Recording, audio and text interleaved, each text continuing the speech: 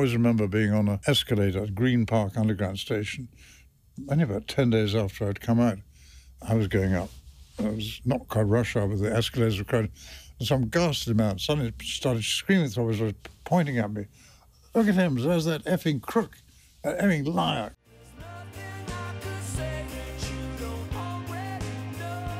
Welcome back to Crisis What Crisis, the podcast that aims to guide you towards a more resilient life and whatever it might throw at you. If this is your first time with us, then please do hit subscribe wherever you're watching or listening. It really does help make sure that these, I hope, useful conversations are shared as widely as possible.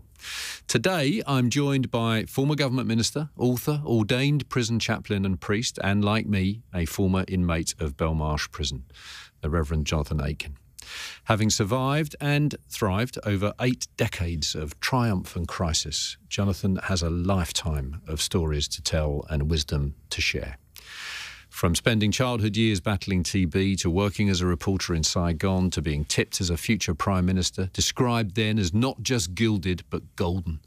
From pleading guilty and being sentenced for perjury to finding faith and rebuilding his life's purpose as a priest. Jonathan has truly seen and been through it all.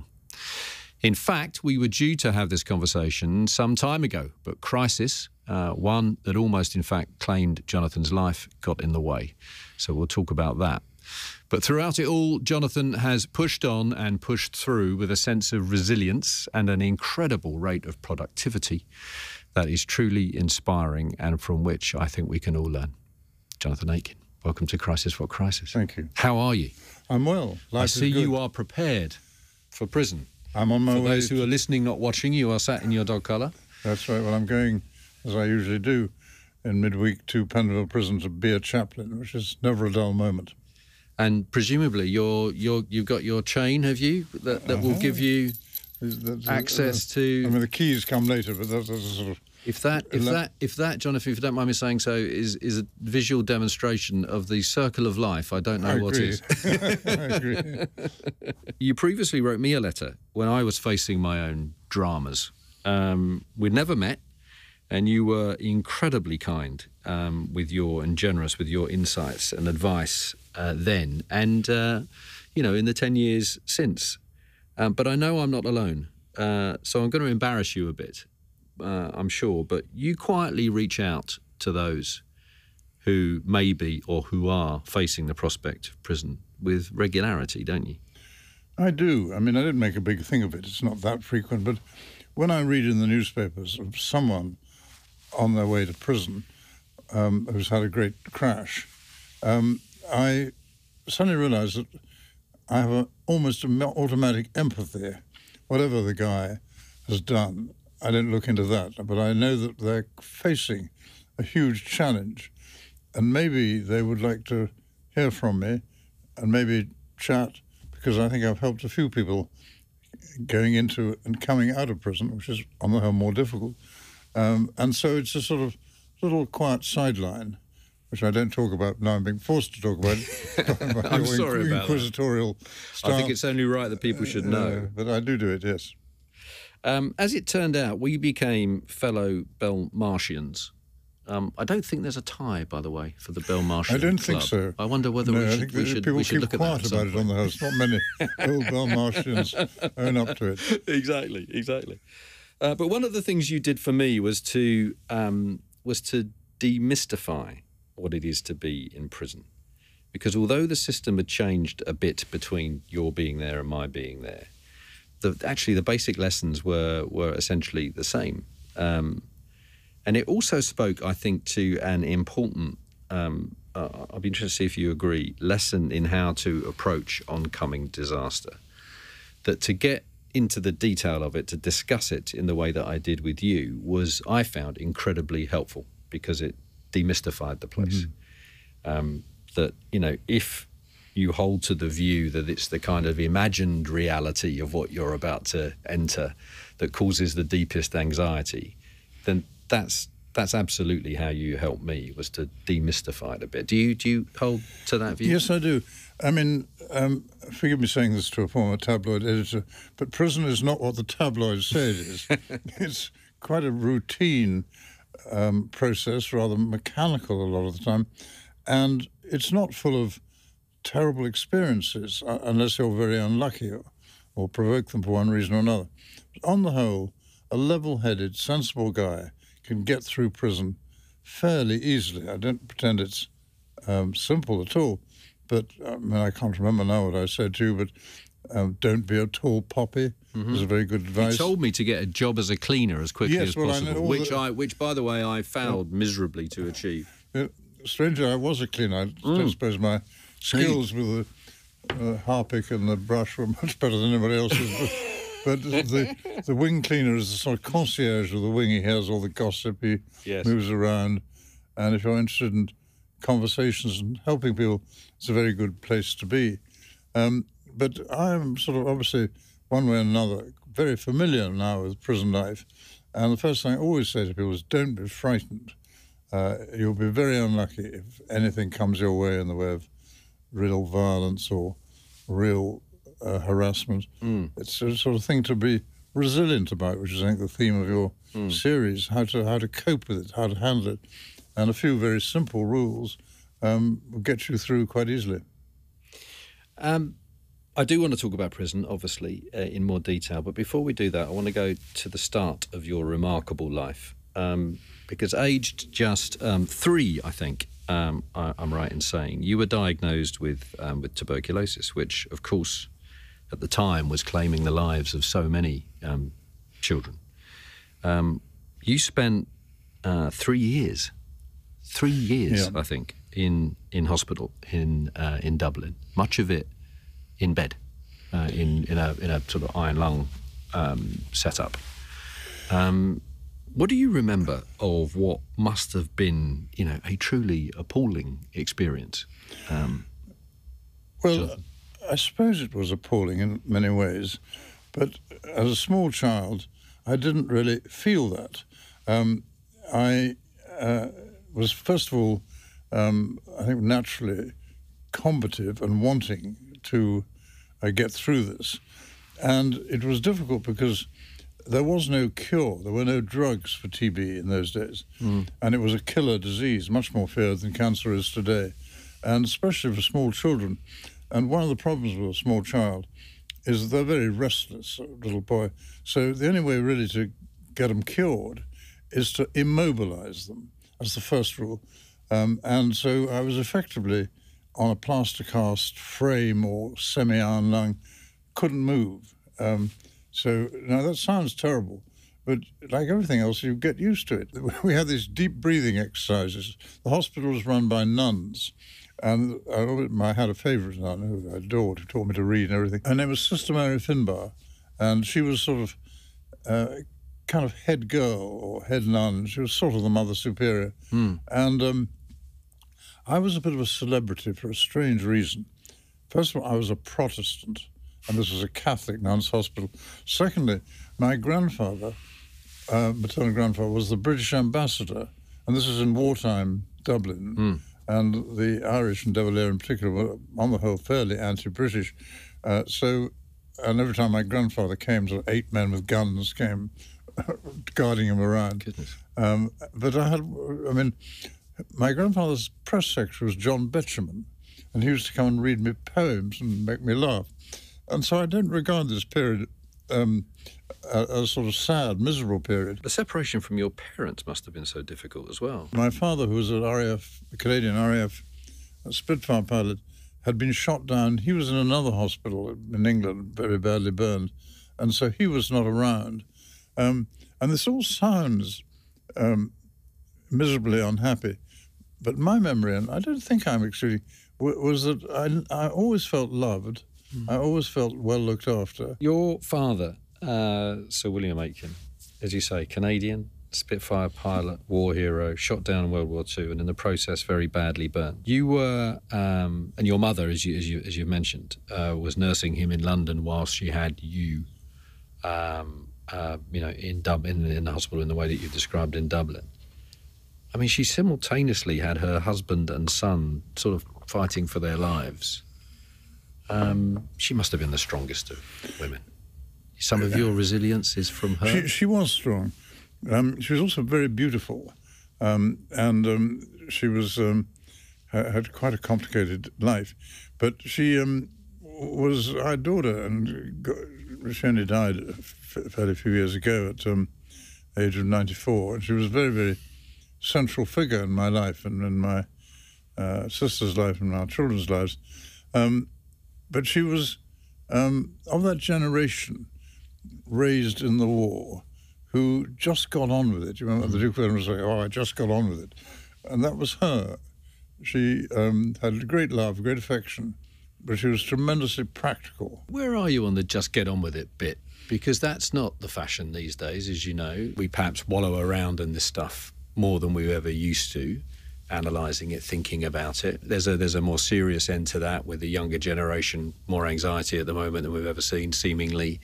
This blurring between, mental kind of health and mental illness.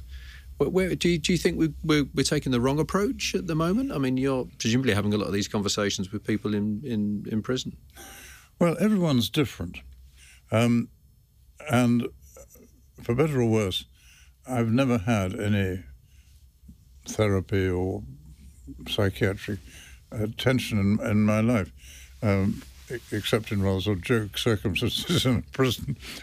And that was with intent, or because you felt that faith was filling that hole for you? No, I think the psychiatrist thought he ought to see me. Anyway, some people, need to let it all hang out, to talk all their inner fears and anxieties and what it all started at. I've never felt like that. I've felt that life is a moving carpet. You've got to enjoy it and try and move forward. And if you keep on looking back as to what went wrong in your childhood, well, I suppose we're just talking about a few things that did go wrong in my childhood, but I don't sit there moaning, my goodness, this is why I'm a bit inadequate with girls or something. Looking back or staying in the past? Staying in the past. Because looking back, fine. Look, you've got to look back to learn. I mean, it's all part of the all part of the process. Your father was an Evening Standard journalist, among other things, who became a politician. He was a nephew of the great Lord Beaverbrook. You were a very bright boy. Those years spent in bed were not wasted. You read, you wrote, and once well enough, you went to school to Eton, excelled, and then studied law at Oxford. I'm rattling through many years here, Jonathan, so apologies. Not long after leaving Oxford, or perhaps it was whilst you were still there, actually, you began to work with Selwyn Lloyd, who became the Chancellor of the Exchequer. He was my godfather, my father's best friend, and he, I think, saw in me perhaps a son or grandson he'd have liked to have, because I was interested in politics at a very early age. Was that natural interest, or do you think because of the environment that you're in, some of your relatives, some of your father's friends, your father himself? If your dad is a politician, and people used to come to our house for Sunday lunches, rather interestingly, which has gone out of fashion a bit, people from the Labour Party as well as the Conservative Party. My father had a Canadian accent, very broad one. He cut across English class barriers. So he had good friends like Edith Summerskill, who's a famous figure in the National Health Service. And so politics has always been fascinating. And at a very early age, at school, I got into school debating. So I think I always was really interested in the drama of politics. And, of course, my famous great-uncle, the first Lord Beaverbrook, only politician besides Churchill to be in the War Cabinet of World War I and World War II. Man. Yeah. Somehow it was in the blood, in the atmosphere, to be interested. So around the same time as you starting, this kind of work in politics through your godfather, your father, William, suddenly died of a heart attack. I think he was 60 years old. Yes, he was... it was really his wartime injuries. He was very badly damaged and burnt and walked with a stick. And he was always probably a bad life. He actually died at age 56. There's some controversy about his age because it was fudged so he could get into the RAF at the right age. But that's another story. But anyway, yes, I lost my father young, and I was very... That must have been devastating. Yes. Because you'd become very close. Very close. In fact, when you were recovering from TB, learning to walk, he too was learning to walk again. We were both tottering around, yes. What are your memories of that? I mean, that's... Well, he was... my father was very Canadian. He wanted to fix things and, again, get on with it. And he had a breezy Canadian sense of humour. And he was a lovely, lovely man, far nicer and kinder and more decent than me. But he was an inspiration at all kinds of stages. Do you think about him much now? I do think about him, yes. And, I mean, you said that a moment ago, kind of anew. I mean, really? One imagines that he would have been incredibly, although I'm sure would have found some of those moments in your life very difficult, as I know your mother did. Yes. But ultimately proud, I'm sure. I think you'd probably said, well, the boy got through. But you more than got through, John. People forget that the fourth commandment of the Ten Commandments is honour thy father and thy mother. And I've got nothing but good things to say about my father and my mother. They were very, very fine parents. Relationships not always perfect, but nevertheless, it was a happy life, and I grew up in a secure home. Very grateful for it. Following your father's sudden death, I know the family finances were hit hard aside from anything else. You must have, I'm sure, felt a sort of sense of, you're just starting your life, really. You must have felt a sense of responsibility to get on, to succeed.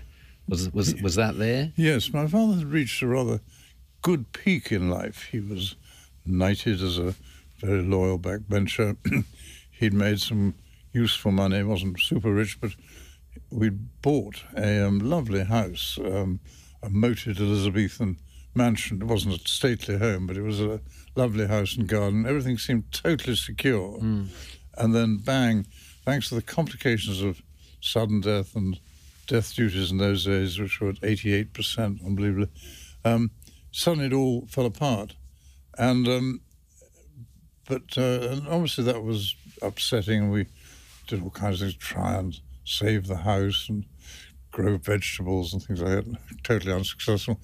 But I think, I know my father would have wanted to do was to, pick himself up and keep on going again. And so I didn't have much trouble saying, well, it's gone. The beautiful house and having a rich background, I've got to make it on my own. And my father always wanted me a lawyer, and I did indeed read law at Oxford and started to read for the bar. But I found journalism much more exciting. So politics, then, after journalism,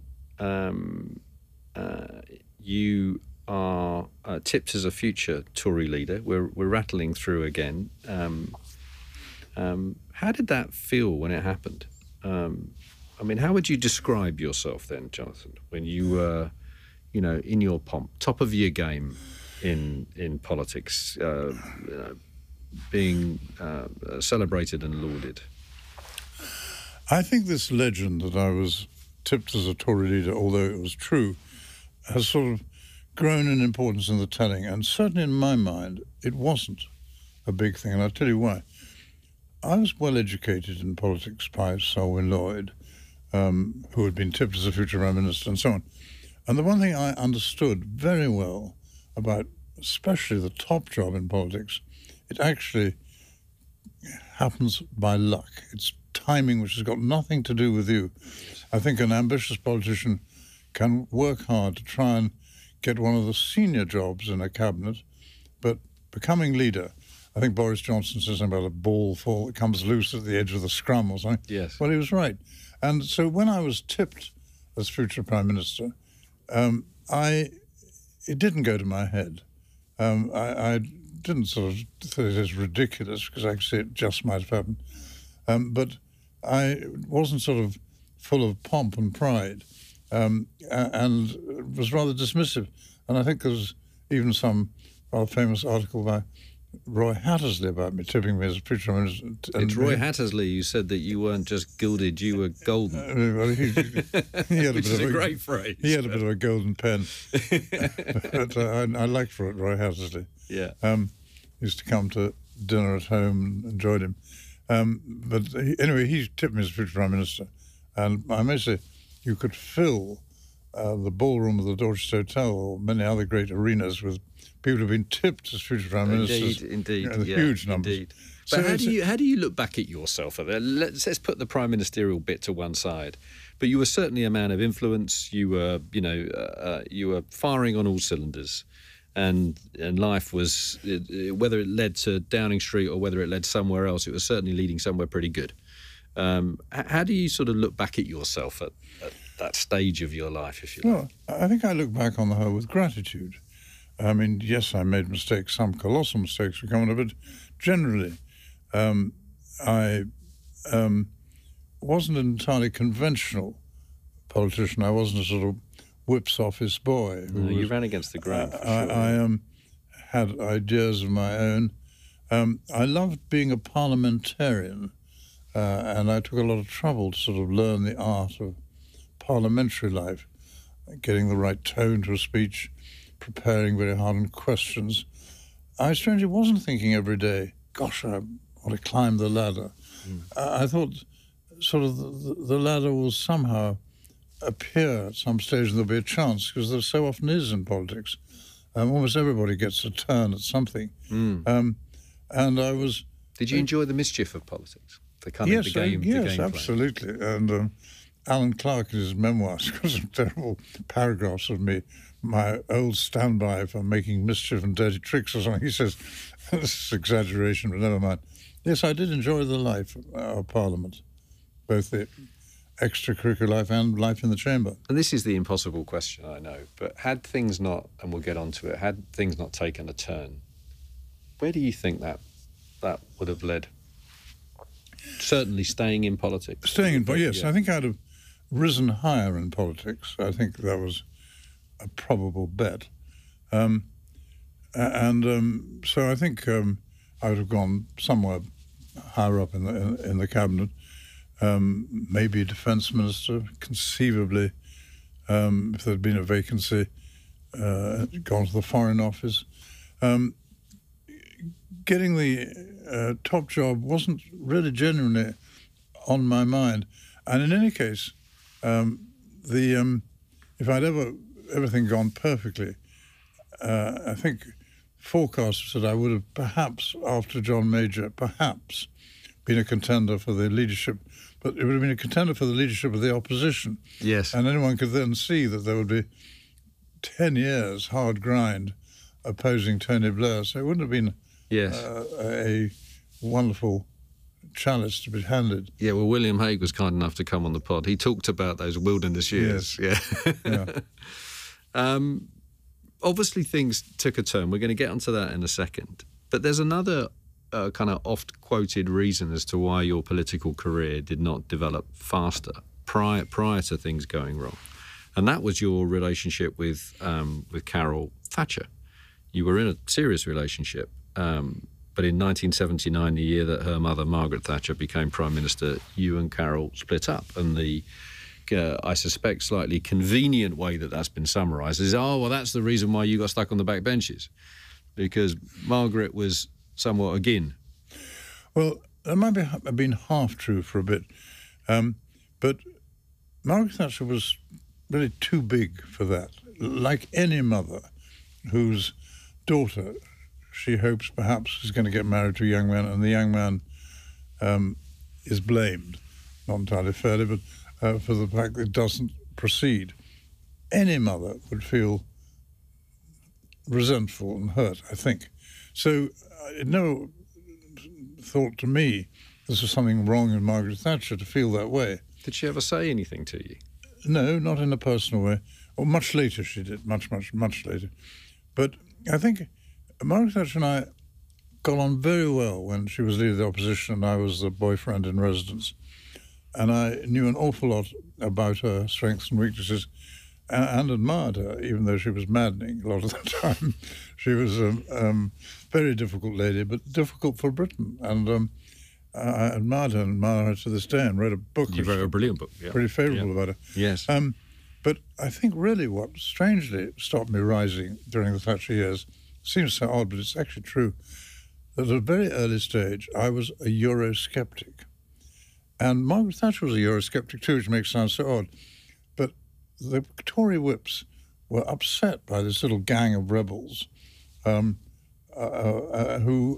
kind of had divisions in the House, opposed extraordinary statutory instruments from Europe, like the harmonisation of lawnmower noise edict from Brussels. I kid you not, really. And so I was a troublesome backbencher. You were a bit of a pain. And you can't really reward. And there was a moment when I was told I was going to be Under-Secretary for Drains and Sewers or something, but it never happened. You married Letitia in 1979. You had twin daughters, Alexandra and Victoria, the following year. There were complications with the pregnancy and the babies. I think Letitia and your daughters were in intensive care. That must have been, when we talk about moments of crisis in your life, that was an enormous moment of crisis. Risk of losing both your daughters and your wife at the same time. Letitia had an embolism. The two daughters had terrible breathing problems, which is not unknown with premature babies, but theirs were particularly bad. And they're in incubators for about 3 or 4 weeks, and one for 6 weeks. And it really seemed for a time as I was going to lose all 3 ladies in my life. I turned in a big way to prayer at that time, something I hadn't really been all that good at, even though and in the end... We should talk. Your relationship with faith, your relationship with your religion up to that point had been... I used to believe in it. I used to go to church rather half-heartedly, but not sort of obey the rule. Your parents were religious? Quite religious? No, neither of them, really. My mother slightly. No, there was really... We, again, in a rather half-Christian way, used to go to church on Sundays intermittently. I went rather more than intermittently because I was a choir boy.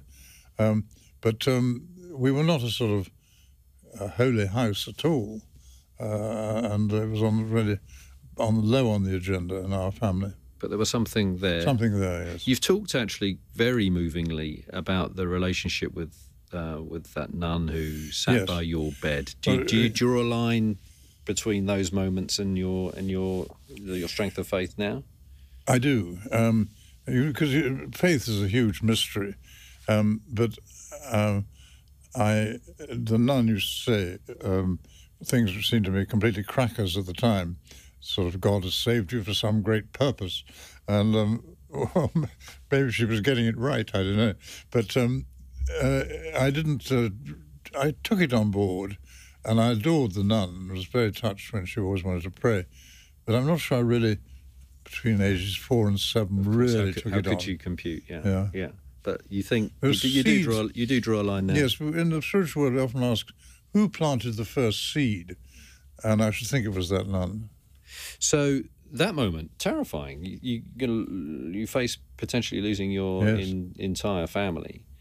You attribute your resilience at that point, and I'm interested in this as we move through the story as well. Faith being the primary driver of your resilience, or are you seeing all of these things, some of which we've now discussed, kind of heading into a sort of channel that is providing the necessary kind of resilience to get through another very dark moment?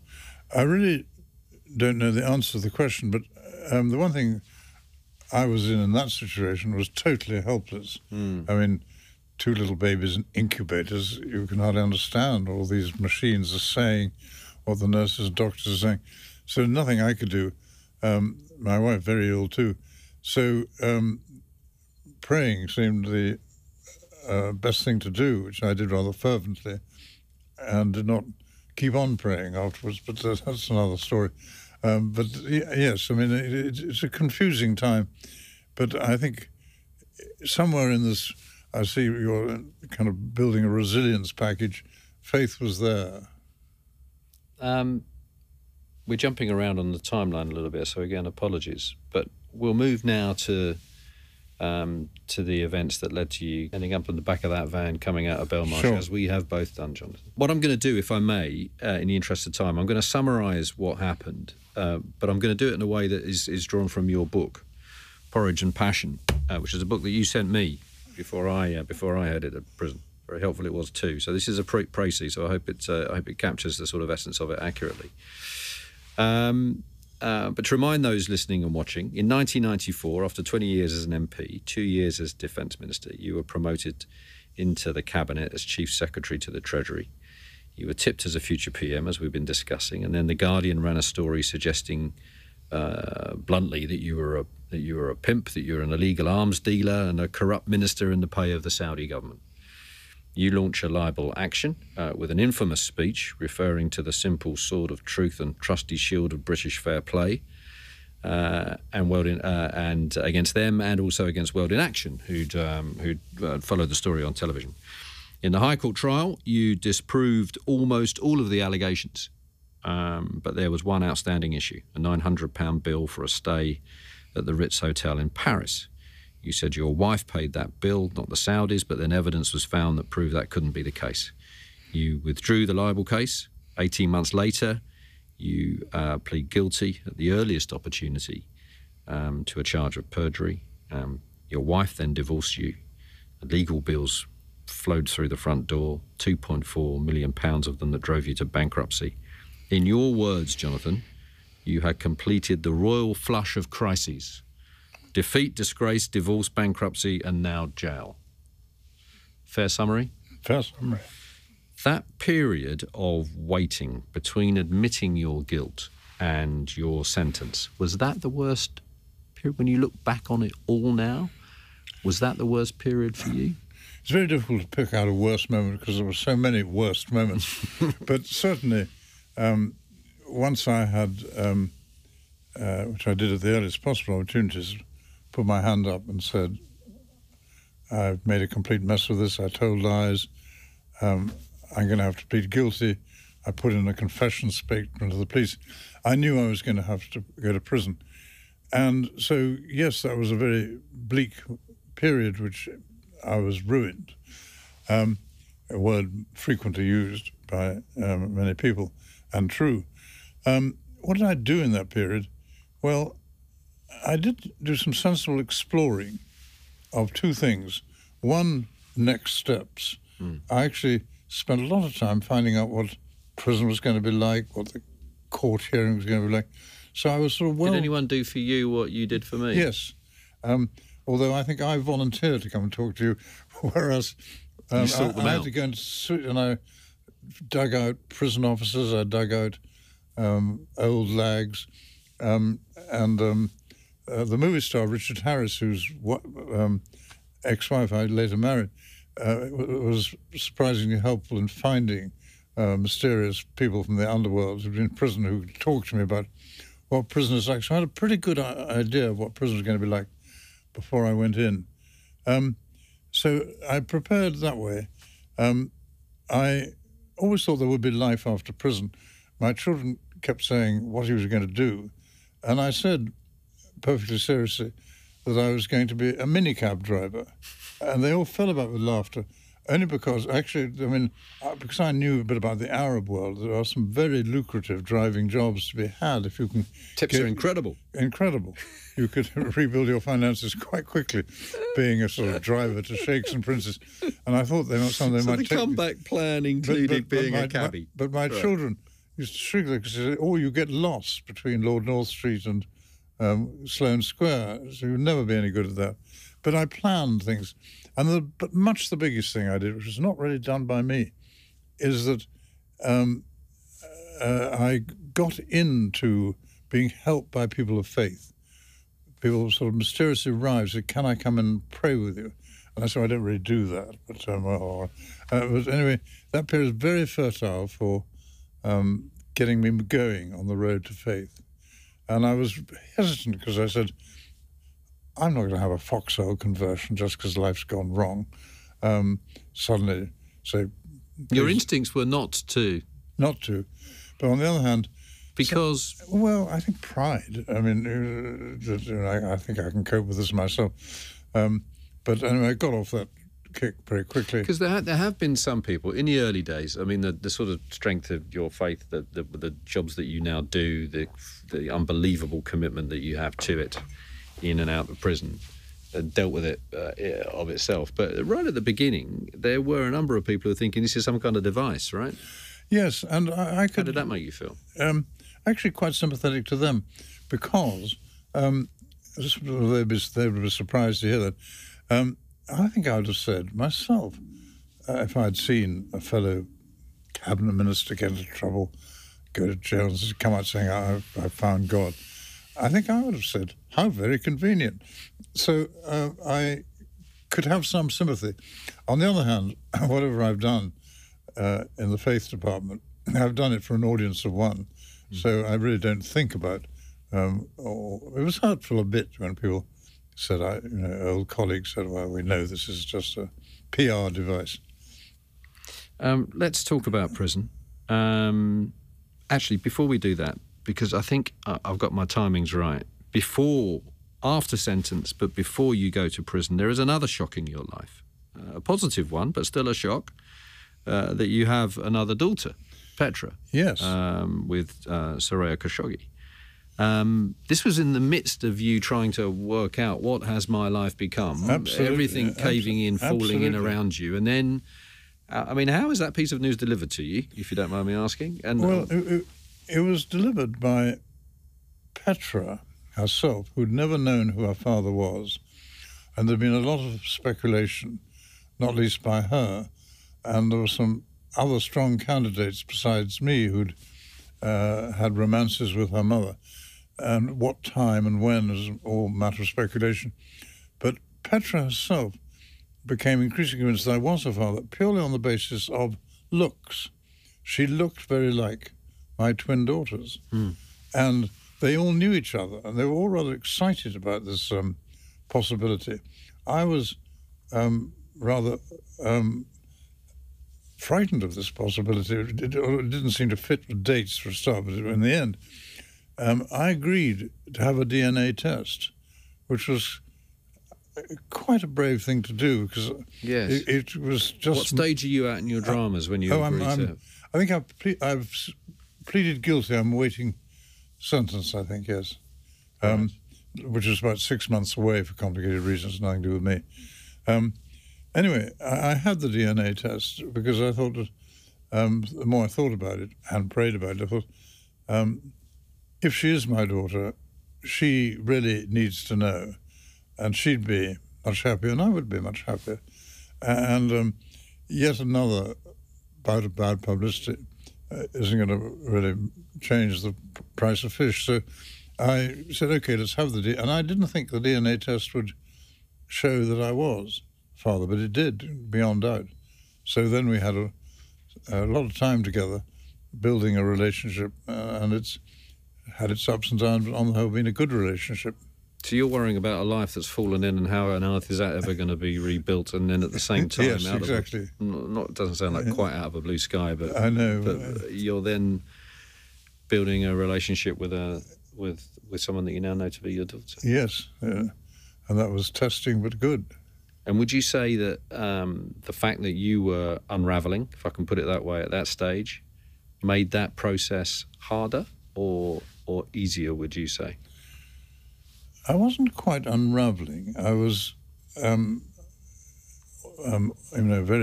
nervous, very alarmed. I suppose I meant your life was unravelling. My life, yes, my life was unravelling. It certainly had to be something completely new. But I didn't feel I was falling apart. I felt somehow I'm going to get through this. Where did that come from? Somehow I'm going to get through this. I have no idea. But that was your default.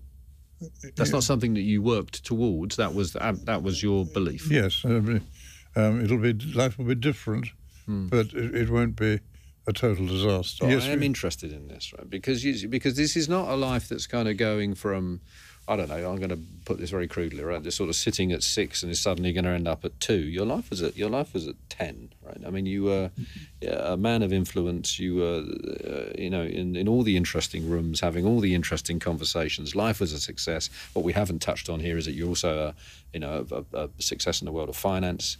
Life in many ways just top of the tree. So we're not talking about a sort of slight slide here. It is a steep fall. It was, and I'm interested to know how it is that your strength of mind allows you to say. Is it because you've been so successful and had such a broad perspective of the world that you knew Nixon? You were able to say to yourself, "I'll get through. I'll find a way through." What do you attribute it to?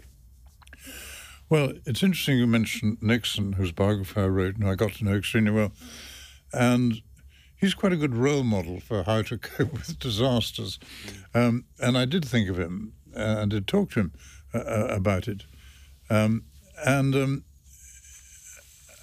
thought that I would find something. And what did I think in my vague way? I thought that I would write. I'd always been able to write. And I thought I'd be a novelist or a sports reporter, which I once was. Something I would get going with my pen. Or I think I had enough friends in the Middle East to go back into business, perhaps, and earn some money. The one thing I never thought of, although one or two people said it, was that I'd ever be deeply involved in faith, let alone become an ordained clergyman. That was out of left field, although extraordinary that it is, one or two people did say it. And I said, "Oh, don't be ridiculous." Considerably the less lucrative of all those yes, that you've just described. Yes. Possibly you'd put the cabbie higher, wouldn't you, I suspect. What did you learn about friendship, Jonathan? Because there was those who ran, you just alluded to it, there were those that ran towards you, as ever, in crisis, and there were those that ran away from you. That's something that we've also both experienced. What's your analysis of what scandal does to people who find themselves in the orbit of it rather than at the centre of it? I think if we're all honest with ourselves, we can, if we're lucky, count our real friends, what Shakespeare called our hoops of steel club of friends, on the fingers probably of one hand, if we're incredibly lucky, two hands. There are all kinds of outer circumferences and circles of people who we call friends, but they are not hoops of steel club friends. I found that, with I think only one exception, my hoops of steel club friends were rock solid. They may have deeply disapproved of me, thought I'd been a complete idiot and all kinds of worse things, but they were still friends. What was new was people who wanted to become new friends, and they were on the whole, but not exclusively, on the whole, Christian friends who wanted to pray with me. Now, praying with you, of course, deepens a friendship.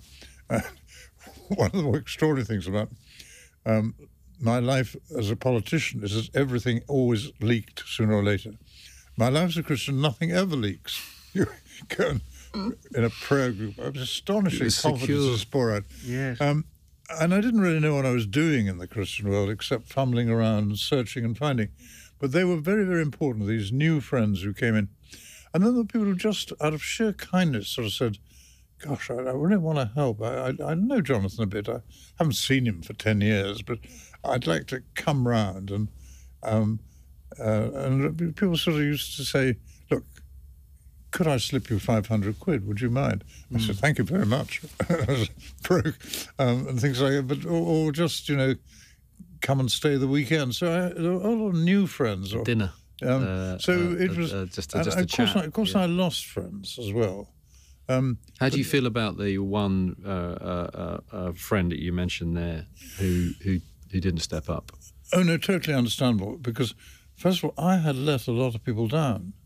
And I think it was perfectly understandable. Somebody said, "Well, God, he lied to my face." Or he, what did he do to the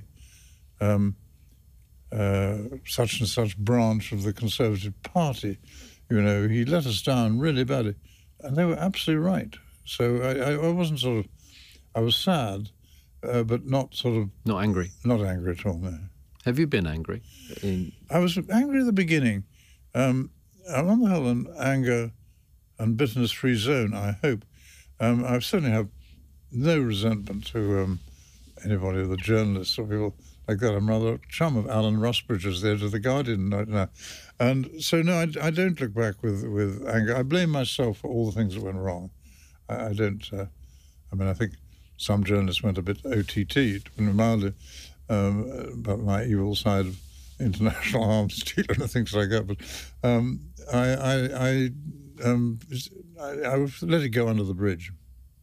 Bitterness, I'm going to misquote it, I think now, but and it's attributed to a number of different people. But the idea that it's like drinking poison and expecting someone else to die. Yes, you hold to that. I do, and in my life as a prison chaplain, where I do a lot of counselling, stopping people going on being bitter is a number one objective. Really? That's the first thing that you try? Well, the first thing is you listen and hear the story, and then how do you start to... How do you coach someone away from bitterness, out of interest? Well, I think to talk about forgiveness, to talk about what kind of a life they want to lead after prison. It's a very gentle process, and it's a bespoke tailoring job. There isn't a... There is no one size fits all. No. You wrote brilliantly about your first day in Belmarsh. How fresh is that day in your mind? And you're off to prison again today, not to Belmarsh, but you're off to prison today. As you spend so much time in prison as a chaplain and with your other sort of charity work, has that day faded for you, or is it still kind of, in Technicolor? I think it's in Technicolor if I get it off the shelf and think about it. First of all, the element of comedy, as there always is in my first day, and all kinds of startling surprises.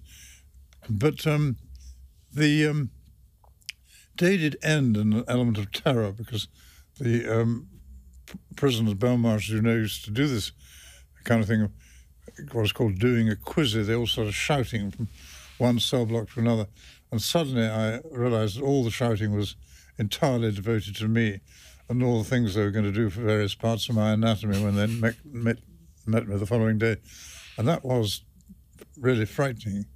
But I got through. If you, I'm summarising 7 months of your life here, but your memoir or memoirs are full of insight about prison, Jonathan. But if I were to ask you for the 3 most valuable lessons that you learnt during your time inside, what would they be? Well, first of all, should have got there but I think I got there during. You learn something about humility. You're not remotely important or interesting. All people are equal in a prison uniform. You've got to go with the flow in a humble, low-key way. And any prisoner who thinks he can be a tall poppy is nuts. So that was one thing I learned. I then learned quite a lot about the richness of individual personalities of a kind which I hadn't really encountered much before. And I actually enjoyed this, what might be called the social life of prison, the conversations, the jokes, just having to muck in with this extraordinary circus of prison. They're full of humour, aren't they? Prisons full of in some way, but also not all the time. It has to be said. They're also full of a fair dose of misery. But they are not without places not without emotion, are they? They are. No, they are full of emotion, and it's real life. People, on the whole, are not putting up facades or much. There are some people who do, but in real life, a lot of people are pretending to be something quite they're not.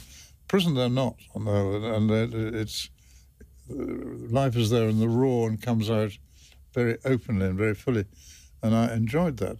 I think, of course, the other thing I learned, my faith deepened in prison because I got into a prayer group with the most improbable characters imaginable, And there's a Christian term, a cell group, which does not apply to prisoners to do with cells. But I mean, my cell group made some deep friendships. And it was because of that and we were all the time in the world to meet and read the Bible and pray, that I then made another unusual career move. I went to the one place in Britain which had worse food than a prison, more uncomfortable beds than a prison, and this was an Anglican theological college. Faith aside, what was your recovery plan then at that stage? So once you'd come out of prison, we talked about it beforehand. Had that adjusted? Obviously, in terms of, where am I going to invest my time? What is my life going to be? That was going to be the church. No, I hadn't decided that at all. I, above all, wanted life to get back to sort of normality of just simple reactions of people to me and me to people. I think you're all a bit mad when you come out of prison at first. And people certainly, if you've been as high profile as you and I have been, people sometimes rather mad towards you. I always remember being on a escalator at Green Park Underground Station, only about 10 days after I'd come out. I was going up. It was not quite rush hour, but the escalators were crowded. And some ghastly man suddenly started screaming through us, pointing at me. Look at him, there's that effing crook, that effing liar, crook, liar. Yelling at the top of his...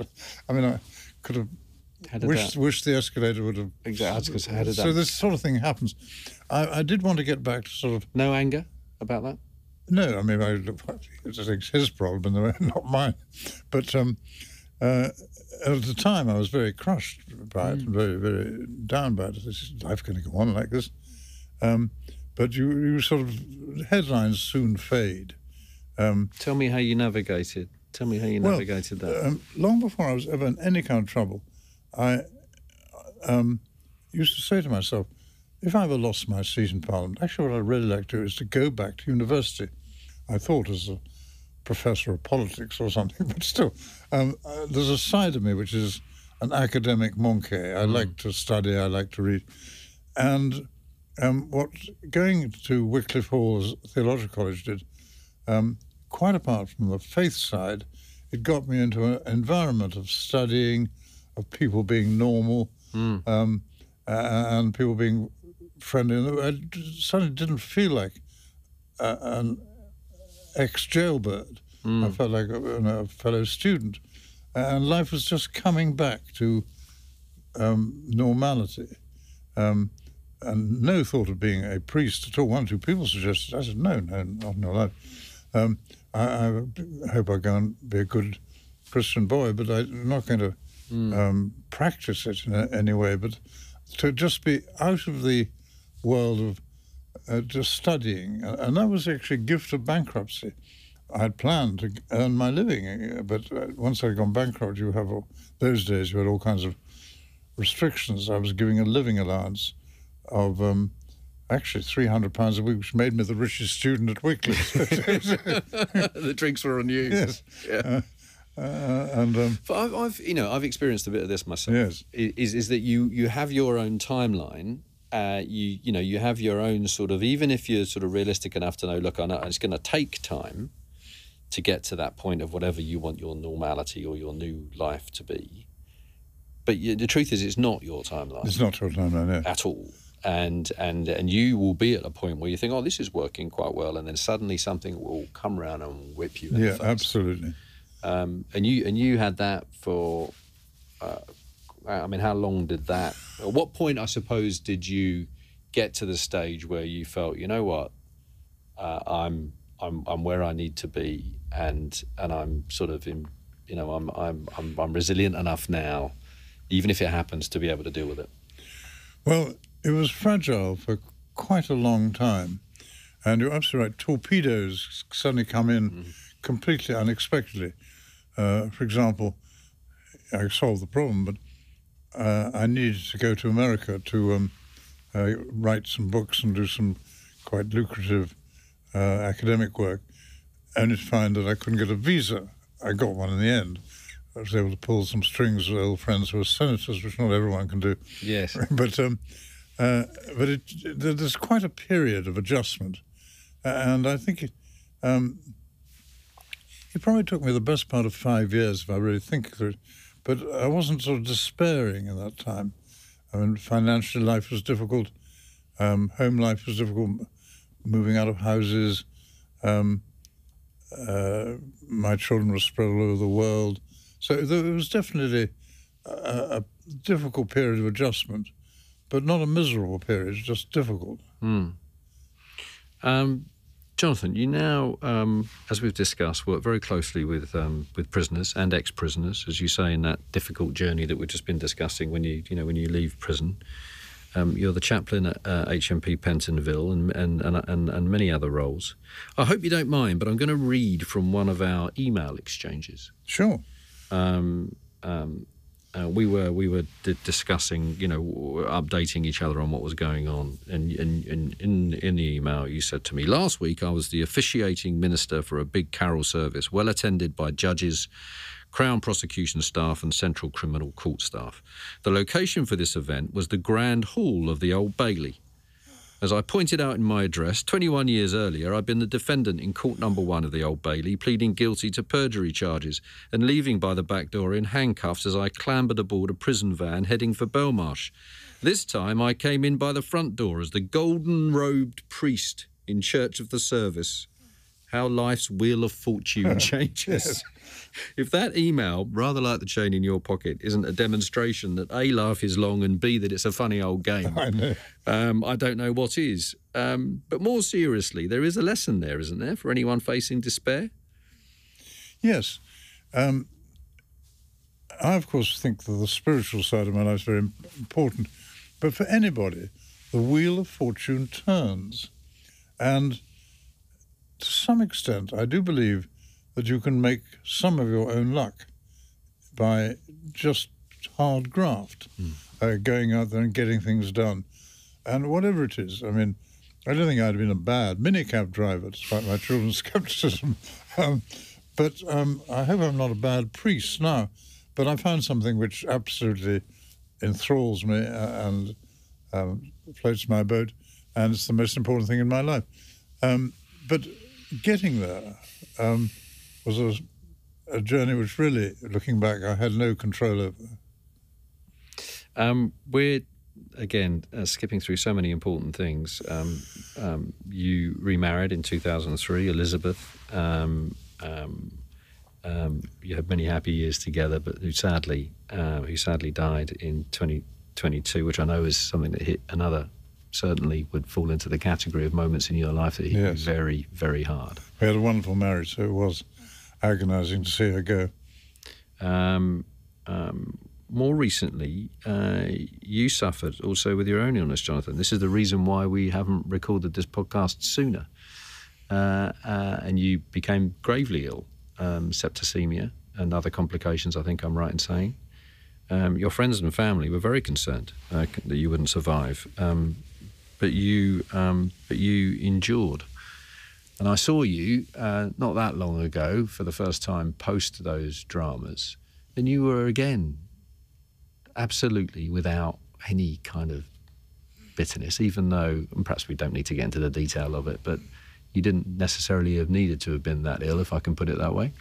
Yes, I mean, I had a minor complication turned into septicemia of the colon, which is a very dangerous thing to have.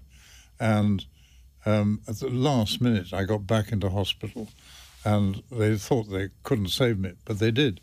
And I came through. Of course, there are many explanations for why I came through.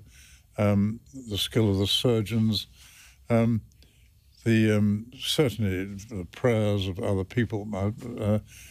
But as your theme is resilience, I think I was, even when it was terrible, I was very clear in my mind that somehow I'm going to get up again. And the physiotherapy after that was grim, to get back on my feet and get healthy. But I am very healthy now. I'm tempted to draw a clunky connection between this 3-year-old, 4-year-old boy sat in a bed in Dublin saying, I'm going to get through this, to you, aged 80, saying the same thing to yourself. Maybe. And there are mysteries here far beyond my vision, but I would certainly say the mystery of faith is one. The mystery of why some people are natural fighters against the odds, we all made differently. And then the people involved. There was a wonderful carer called Jessie who got me to the hospital at the right time. There was a wonderful surgeon and a wonderful anaesthetist who had terrible problems, and I died 3 times on the operating table. And why these things work? You did? I did, that yes. happened yes. 3 times? Yeah. Yeah. I haven't written about that yet, but it's quite a story. But as soon as I was able to communicate, I interviewed every single nurse and doctor and surgeon about what happened. That's another story. But anyway, it came through. Okay. Well, I look forward to reading it. Jonathan, it's perfectly clear you continue to lead an incredibly industrious, productive life. It is an inspiration. Your career has spanned so much change. We've really just sort of skimmed the surface of it here. The fashion at the moment is to bemoan the direction we're all heading in.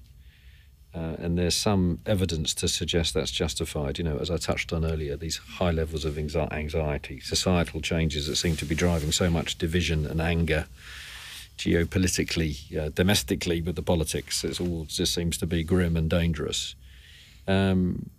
If a specific question, I suppose, if we use our prisons as a barometer for where we all are and where we're all heading, you have a more positive view than a lot of others, I think. Even though there's much that's wrong with the system, you essentially are an optimist, aren't you? Oh, definitely.